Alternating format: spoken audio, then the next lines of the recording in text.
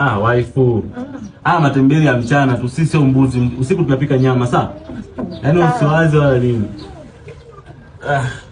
Watoto. Kile nywele zimekutoa? Sana. Inapendeza. Basi niwe nasuka kila siku.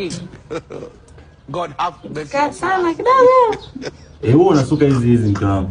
Sasa mke wangu, ngoja niende chooni mara moja sana kujeti. Sikia tumbo kama vile linanisumbua. Kula huko. Watoto. Ibilisi yani pana ninge. Malizia basi. Nakuja.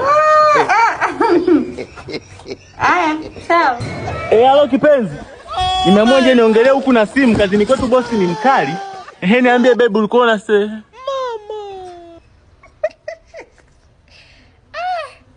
Kwa kweli, utakuja hata uumwe na nyoka. Toka huko hiyo nisaidie kuchambua matembele yako. Nakuja. Hatari.